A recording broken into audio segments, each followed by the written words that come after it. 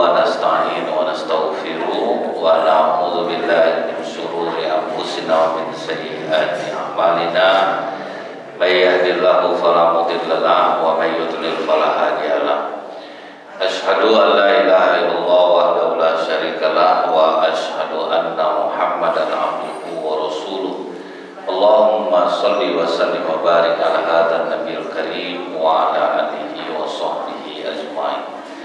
Bapak-bapak pengurus masjid yang saya hormati, alim ulama, tokoh masyarakat, cerdik pandai, Bapak Ibu, orang tua yang saya muliakan, hadirin hadirat yang semoga kita semua senantiasa dirahmati oleh Allah. Bersyukur kita kepada Allah dan mengucap alhamdulillahirabbil alamin. Allah beri kita kesempatan, kesehatan dan membuat kita dekat kepada Allah. Semoga Allah senantiasa mencurahkan rahmat dan nikmatnya dan mengokohkan hati kita untuk menggunakan nikmat itu ke jalan yang diridhoi oleh Allah. Bersolawat kita kepada Rasulullah SAW dengan ucapan Allahumma sholli ala Muhammad wa ala Muhammad. Semoga dengan banyak kita bersolawat kita mendapatkan syafaat di akhir kelak. Sewaktu umat Islam ini hijrah ke Habasyah, Habasyah itu Ethiopia sekarang. Jarak Mekah ke Ethiopia itu 4.000 km. Dari sini ke Jakarta, balik lagi ke Jakarta, balik lagi ke Pekanbaru. Itu jarak itu menempuh laut. Terbayanglah oleh kita Pak, betapa menderitanya ternyata umat Islam ini di masa itu. Kalau kita ini kan udah enak lah Pak. Untuk menganut agama Islam harus meninggalkan rumah, harta, saudara, berangkat sejauh-jauh itu. Makanya kalau ada orang bilang, ya sempat aku hidup di zaman Rasulullah, aku bantu perjuangan Rasulullah. Belum tentu bisa jadi dia pula Abu Jahal ya Pak. Karena berat, jalan yang harus ditempuh itu berat, hidup senang jadi susah. Harus tinggalkan rumah, harta, pergilah sejauh-jauh itu ke Habasyah. Nah, di antara yang pergi hijrah itu Pak, dia ada 80 orang. Adalah sepasang suami istri sakrat dengan saudah. Mereka ini tergolong orang yang pertama memeluk agama Islam. Jadi baru disampaikan Islam ini mereka langsung menyambutnya. Ikut hijrah ke Habasyah. Malang tak dapat ditolak, mujur tak dapat diraih. Meninggallah suami saudah ini di tempat hijrahnya tersebut. Pulang ke Mekah, keluarganya masih musyrik. Cuma ada perbedaan Pak. Keluarga Saudah binti Zam'ah ini, bapaknya itu memang tidak muslim, tetapi sayang kepada Rasulullah. Dia tidak muslim, tapi dia sayang kepada Rasulullah. Dan karena keluarganya itu musyrik semuanya, menyebabkan dia dikucilkan dari keluarga itu, dianggap rendah dari keluarga. Ternyata sampai sekarang pun macam itu. Orang kalau sudah dia jadi orang muslim di tengah keluarganya non muslim, maka posisinya pun akan terjepit jadi di rumah itu. Walau bagaimanapun bapaknya baik, tapi keluarga-keluarganya tetap tidak suka dengan dia. Itulah penderitaan demi penderitaan yang dirasakan oleh umat Islam di masa lalu. Makanya Bu ya, betul kata Rasulullah itu Pak, yang aku takutkan dari umatku ini bukanlah kemiskinan. Yang aku takutkan itu ketika dunia dibentangkan. Nah, itu yang ditakutkan. Kita ini kalau susah kita nih Pak, sadar untung kita jadi. Baik laku kita, makan Indomie itu bisa juga. Tapi kalau udah berduit, mencari tempat makan lah yang sulit Pak. Ini duit ada. Ketika kita dijajah, kekompakan kita luar biasa. Setelah merdeka, mengisi kemerdekaan itulah yang sulit, Pak. Waktu masjid kita masih buruk, tidak ada pakai AC, lampu, itu biasanya masyarakatnya kompak tuh. Begitu masjid udah bagus, AC udah terpasang, terang, di situ mulai banyak masalah. Entah mengapa gitu, hampir di setiap masjid seperti ini, kecuali masjid pribadi. Yang pribadi dia bangun, itu agak aman sih. Jadi manusia ini betul kata Rasulullah juga bahwa lebih sulit kita ini untuk bersyukur daripada bersabar. Makanya ketika kita menderita itu bersyukurlah kita, berarti Allah sayang sama kita. Karena kalau ketika Allah membentangkan dunia untuk kita, banyak yang gagal, Pak. Orang banyak berhasil kalau dia miskin, tapi gagal ketika dia jadi kaya. Bukti konkretnya aja itu, Bu, ya, yang pernah saya sampaikan. Pergi kita ke pengadilan agama itu, 80% yang mau cerai itu orang kaya, bukan orang miskin. Nah, di situ aja udah tahu gitu tuh. Ternyata kaya bukan menambah ketenangan jiwa, tapi justru menghancurkannya. Itu yang harus kita ingat. Waktu umat Islam menderita, itu mereka sedikit tapi kuat jadinya, kokoh jadinya. Datanglah kepada Rasulullah Kaulah binti Hakim namanya. Ya Rasulullah, Ummul Mukminin Khadijah sudah meninggal, anak masih kecil-kecil. Kau sering pergi berdakwah, tidak ada yang menjaga keenam anak ini. Walaupun ada keluarga-keluarga yang menengokkan, tapi rasanya agak kurang pas untuk melihat anak-anakmu ini. Anak Rasulullah ini kan ada 6, Pak. Waktu Ummul Mukminin Khadijah, Rasulullah anaknya 6 orang dari Ummul Mukminin Khadijah. Zainab, Ruqayyah, Ummu Kulsum, Qasim, Abdullah, Fatimah. Kalau bisa ya Rasulullah, kau sudah agak reda perasaanmu. Karena kan meninggalnya Ummul Mukminin Khadijah itu, Pak, bersamaan, tidak jauh waktunya, di bulan yang sama itu Abu Thalib meninggal. Jadi kesedihan yang berlapis-lapis lah. Makanya takut kawan-kawan membujuk Rasulullah nikah lagi, Bu. Tapi Kaulah binti Hakim ini lah yang berani ngomong ke Rasulullah. Di sinilah kita tahu Rasulullah pun seorang Rasul, Pak, butuh orang juga kadang yang menyampaikan apa keinginan para sahabat itu. Itu yang disebut Rasulullah itu, bertemanlah dengan orang-orang soleh. Jadi kita butuh juga masukan dari orang-orang baik supaya kita makin kokoh di jalan kebaikan.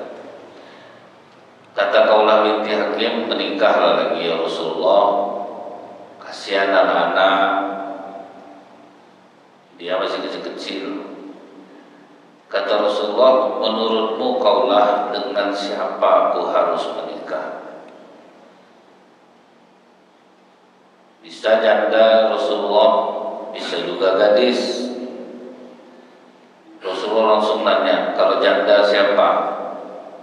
Saudah binti Zam'ah, istri dari Sakran, yang sangat merasakan penderitaan ketika berhijrah ke Habasyah.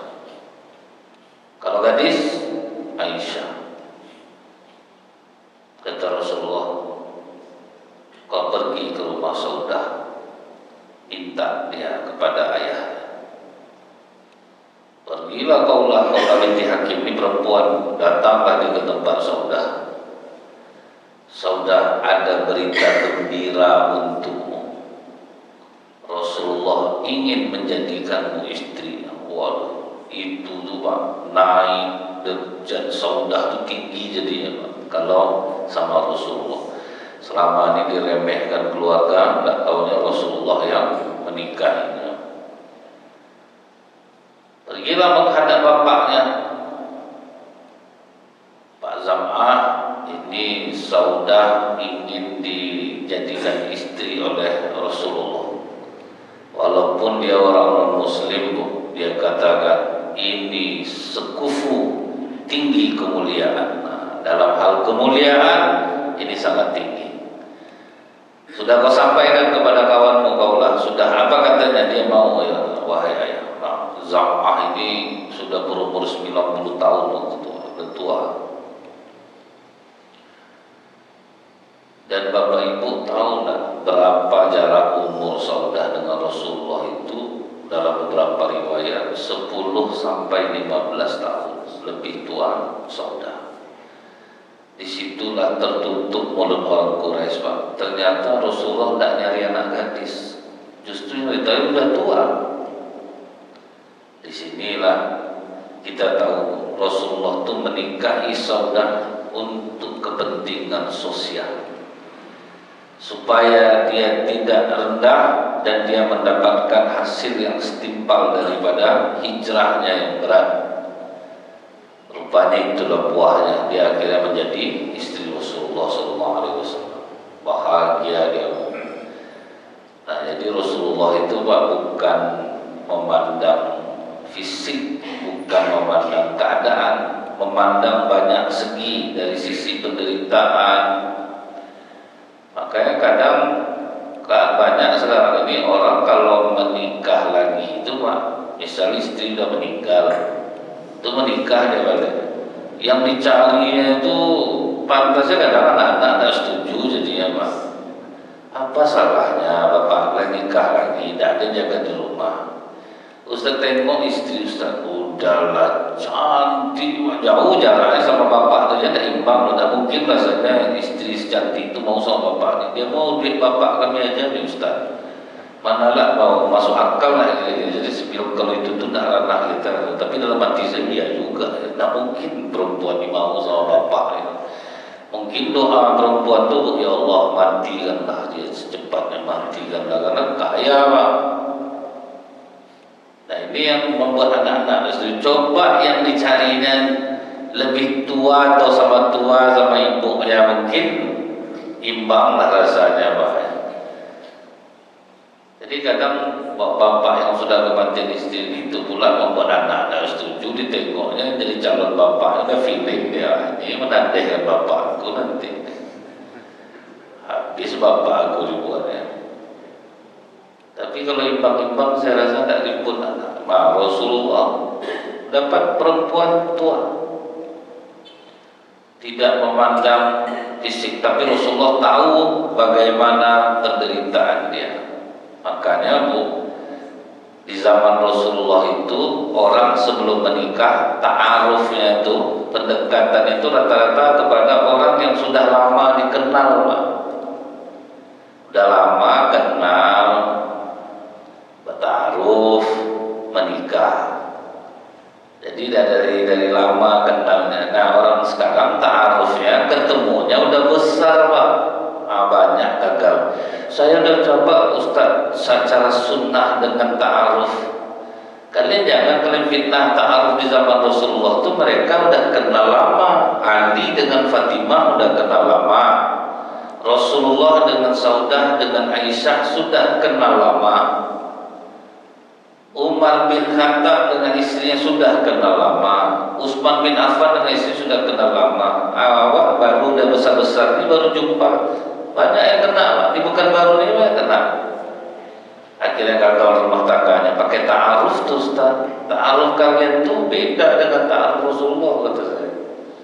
Ta'aruf Rasulullah itu orang lama kenal, kita orang baru-baru kenal tuh saling menutupi kekurangan Pak. Kalau sudah lama kenal tuh Bu, orang tak mandang fisik lagi Pak, mandang dari sisi yang lain, penderitaan, kasih sayang, macam bapak sama ibu dan tua-tua nih. rasa cinta itu tetap ada jadinya Pak. Makanya kadang anak-anak muda itu belajarlah dari bapak ibu yang sudah sepuh-sepuh ini memang bertahan sampai tua. Disebabkan apa? Sudah saling mengerti kekurangan dan kelebihan masing-masing. Jadi dah aman lah. Jadi kalau orang berpikir maulah Rasulullah, sebanyak itu perempuan pasti mau dengan Rasulullah. Mau gadis, mau bagaimanapun pasti banyak yang mau. Tapi tertutup mulut orang Quraisy ketika Rasulullah akhirnya menikahi Saudah binti Zam'ah. Tinggi, besar dalam arti kata gemuk, tinggi. Bahagialah Saudah bisa mendampingi Rasulullah, ganteng, masih muda, seorang Rasul lagi. Jadi kalau memilih pasangan itu orang yang sudah lama kita kenal itu lebih mudah. Tapi adalah bahayanya Bu, gara-gara itulah banyak orang kalau ada acara reuni jadi dia balik Pak. Itu bahaya kan? Karena udah lama kenal, itu ngerinya reuni. Pokok kalau udah reuni angkatan sekian-sekian, udah tua-tua bermasalah jadinya Pak. Saya ingat tuh, saya tidak pernah melarang istri saya untuk bergaul. Jadi waktu ada reuni sekolah dia di Bukit Tinggi Pak, saya antar ke Bukit Tinggi. Tidak ada itu kata istrinya, udah padahal udah tua-tua, tidak ada lah terpikir kalau ngumpul itu acaranya untuk menguatkan iman, santunan, ganda. Kim, joget-joget, udah tua-tua. Pokoknya salah bis reuni ada yang innalillahi. Gimana kan innalillahi, ya udah tua, bantai mau joget banget. Itu ketemulah dengan perempuan yang waktu SMA pernah lahir pula, rupanya udah tua-tua dulu. Itu pula rusaknya. Padahal itu bagus, tapi bisa jadi rusak dengan cara yang salah. Itulah hati-hatilah reuni-reuni itu. Udah ternama betul lah masalah reuni ini akhirnya bermasalah rumah tangga banyak. Jadi hati-hati. Setelah menikah dengan Saudah binti Zam'ah ini adalah yang tempat Rasulullah bercerita, ada yang menjaga anak. Kemudian yang membuat Rasulullah itu suka kepada Saudah ini, dia orangnya suka bercanda, humoris. Nah, jadi itu ya Bu ya. Jangan kaku-kaku betul jadi istri itu. Jadi suami ini dia bukan mau disuguhi aja kopi, kasih makan, enggak. Diajak bercanda pun senang. Itu juga suami juga ajak istri bercanda. Apa kata Rasulullah? Seluruh permainan anak cucu Adam ini semua sia-sia kecuali berenang, permainan yang bermanfaat, berkuda, dan siapa yang menyangka yang ketiga bercanda dengan istri, bercanda dengan pasangan. Selama ini mungkin anggap bercanda itu salah, lupa kalau suami istri bercanda itu nilainya itu pahala loh. Ini kadang dapat istri kaku minta ampun lah Pak. Ada suami istri sedang masak, saya cerita gini, betapa mudahnya manusia ini lebih cenderung berpikir buruk daripada berpikir baik. Saya contohkan ke jamaah, Bapak Ibu, saya ingin bicara sebetulnya sebelum saya sama istri saya yang sekarang, saya lama hidup dengan seorang perempuan yang tidak pernah bisa saya lupakan dalam hidup saya. Langsung buruk sangka jamaah, perempuan itu adalah emak saya. Kan betul tuh Pak, sebelum sama istri. Jadi saya mencontohkan begitu mudah kita berpikir buruk daripada berpikir baik. Ada jamaah Bu dipraktekkannya ke istri dia jelas tak pandai bercanda Pak. Istri sedang masak, ma papa mau jujur katanya. Apa? Sebetulnya sebelum tinggal sama mama, papa pernah tinggal sama seorang perempuan yang tidak bisa papa lupakan selama-lamanya. Pokoknya setelah itu Ustaz, saya bangunnya di rumah sakit. Toko istri kok kayak apa? Payah kalau nggak pandai bercanda, Pak. Gawat, Pak. Kaku rumah tuh. Nah, Saudah itu Bu, dia suka bercanda sama Rasulullah. Jangan Bapak Ibu kira Rasulullah itu tidak suka bercanda, Bu. Suka. Rasulullah itu bercanda. Jadi jangan kita bayangkan Rasulullah itu yang kaku. Enggak. Jadi apa candaan Saudah nih? Dia kan tinggi. Jadi dia jadi makmum Rasulullah sholat malam. Jadi kalau dia rukuk itu Pak, hidungnya itu di punggung Rasulullah karena dia tinggi. Habis sholat katanya ke Rasulullah, bisa berdarah hidung aku nih Rasulullah karena pas aku rukuk kena punggungmu. Nah itu senang Rasulullah Bu. Periang orangnya Bu. Nah, jadi kalau orang periang ini bahagia orang dibuatnya. Coba lah Pak, kita duduk orang cemberut pasti hilang senyum kita jadinya. Tapi kalau orang suka senyum, bahagia itu senang kita dibuat. Dapat ibu-ibu ini yang pandai bercanda enak Pak. Kalau yang enggak jadi masalah ini. Ada ibu-ibu yang saya di masjid dicandain orang aja gini. Bu, ibu udah sendiri Bu, atur depan tuh langsung ngamuk dia Pak di masjid tuh. Wah ini bahaya, ditandai orang betul loh. Hati-hati bercanda sama dia.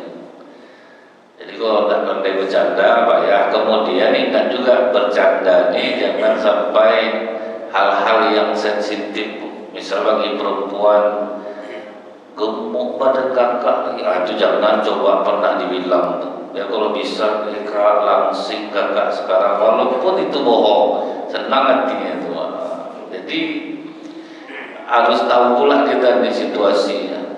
Nah selama dengan Saudah ini Bu, Rasulullah sangat bahagia. Jadi Rasulullah tidak mandang walaupun umurnya sudah tua, bukan pula dari keluarga yang berkedudukan, tidak ada jadi masalah. Orang banyak ya Bu ya, menikah itu sekufunya itu bukan sekemuliaan, tapi dipandang dari harta benda.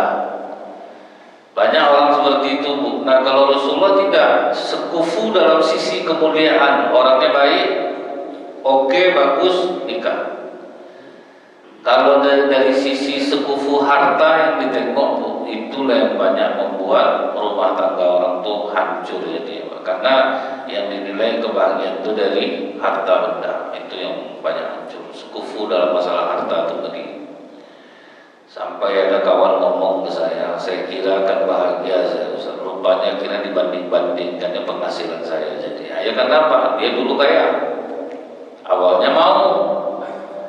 Nah, nggak tahu nih Pak, setelah tahu penghasilan suami, ya mulai dia membanding-bandingkan. Kalau dulu mungkin sayang, betul sayang. Jadi menengok orang itu jangan dari sisi harta yang dijadikan tolak ukur sekufu itu. Tapi sampai suatu ketika bermasalah rumah tangga Rasulullah dengan Saudah ini. Permasalahan itu Pak, waktu perang Badar kan tawanan itu diikat pakai rantai dan pakai tali. Nah, salah satu yang kena tarik itu famili dia Pak, Suhail bin Amr. Suhail ini kan memang jahat ke Rasulullah sebelum Islam dan suka memaki-maki Rasulullah. Jadi dia dirantai waktu perang Badar itu. Menengok familinya kena seperti itu, lemah lunglai, bangkit jiwa jahiliyah Saudah. Persaudaraan orang jahiliyah ini kan tinggi. Jadi di zaman jahiliyah itu persaudaraan mereka itu bela saudara kita baik dia salah ataupun benar.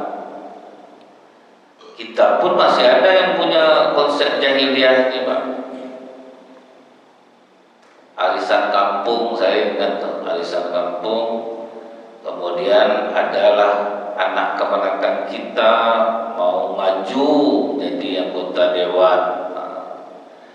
Kapan orang kampung kita mau naik lagi? Nah, ini udah main itu tuh, Pak. Padahal yang mau naik ini macam mantu kelakuannya, Pak. Tapi karena sekampung, sesuku, kita dukung dia. Nah, itu udah semangat jahiliyah tuh, Pak. Pokoknya dukung saudara kita, baik dia benar ataupun salah. Itu konsep jahiliyah. Kan ngeri itu, Pak. Jadi kadang-kadang saya kedengar juga bapak-bapak ngomong kelakuan macam mantu maju lah, azab lagi buat besok.